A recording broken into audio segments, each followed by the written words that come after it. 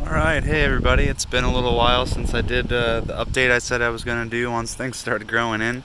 It's been maybe a couple months and things have exploded. This is all milkweed. It's all blooming, all covered in different kinds of insects. I'm looking through the garden this morning and right there, I'm on our caterpillar munching on some milkweed. And there's probably a whole bunch more all in here. There's just so much that I can't really find it. I did find a bigger one than the one on the video just now. A couple days ago was eating some of the leaf, so there's different sizes all throughout here. There's so much milkweed. We have so much.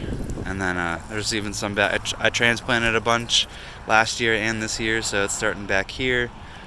There's some over there along the fence in the side yard. There's some along the house, where all that orange and stuff is, all the daylilies.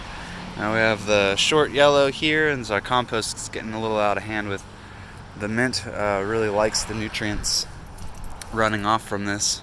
This is probably the tallest mint plant that I have, and it's getting a small little flower bud on it. All these are budding. Catmint's just about done. There's a beautiful little butterfly there. There's just so much life in the yard, guys. Like, don't spray your yard with chemicals. There's no point. It doesn't make any sense. There's another butterfly. So there's the bumblebees are in love with the flowers. There's all kinds of beetles. There's so many different kinds of spiders and just stuff that I've never seen before. I love coming out in the yard and just looking at everything. We finally did get some vegetables in the ground. So because I have a deer problem, we had to put this fence up. Nothing works. I've tried peeing in the yard. I've put hair. I've put soap. Anything. Noisemakers. They don't care. They're city deer. They're used to being in the city and they're used to everything that's in it. So they'd nothing but a fence would stop them.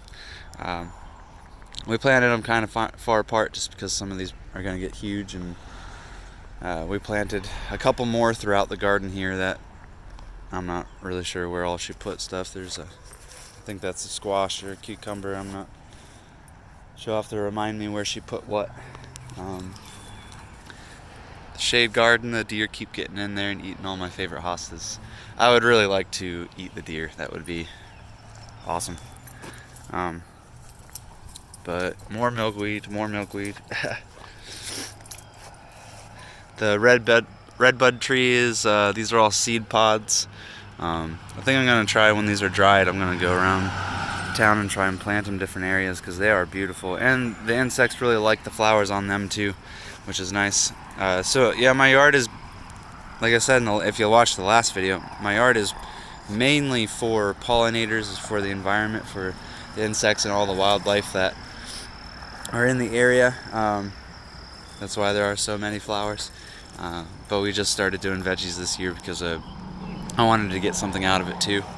So we planted some different cosmos, and there's just we've been trying to do our best to go through all of this. Believe it or not, a lot of this is flowers, just not a lot of it's blooming. So it's starting to. The summer's coming in, and all the summer blooms are coming. My pond filter broke, but it still has the pump. So there's 4 goldfish in there that are doing pretty decent, and the pond plant's blooming. I've been having a lot of dragonflies come through. I don't know if you guys know this, but dragonflies are great mosquito eaters, just like bats. They'll eat a whole bunch of mosquitoes every day, so you don't want to spray, because spraying not only kills the bad bugs, it kills the good bugs. So keep that in mind when you're dealing in your yard. You really want to be as natural as possible. It brings out so much life. And then I see the deer they ate my tall phlox. So usually the flower will come up on one big stem, but because they ate it, it started these little shoots, so there'll be a whole bunch of smaller flowers, which will be it's pretty neat that plants are able to adapt like that. And then I put milkweed up front there, and then I'll show you the front yard and then let you guys go for next time. So there's more phlox there. They haven't eaten all of it. They're getting there. So the buttercups are in bloom right now. I really like how they close at night. That's pretty neat for that flower. All the daylilies are starting to bud, so these are all the ones that are already blooming. Will probably be done by the time these ones are blooming, but that's okay because then we'll have color all year round, which is the goal. We're still trying to figure out what blooms when and whatnot and move things around accordingly. So like right here where all the color is, we've been trying, because I have the pond there, I've been trying to move things around and make it look more appealing, because it just looks, from afar, from the road, it just looks like we don't mow, which is true, but don't have to mow because there is no grass, or very little.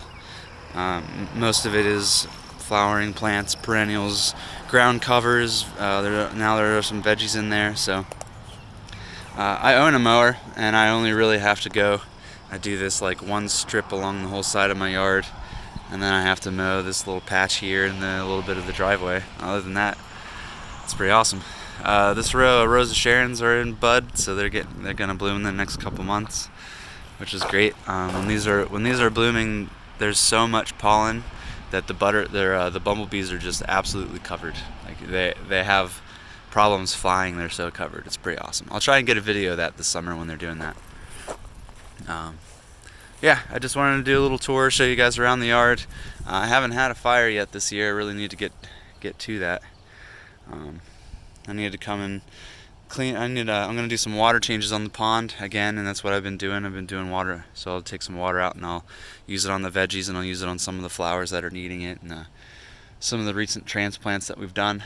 Man, there are so many. The butterflies and stuff love that milkweed so much. If I could have milkweed all year round, that'd be my whole yard would be nothing but milkweed. It's amazing. It's probably one of my favorite flowers now.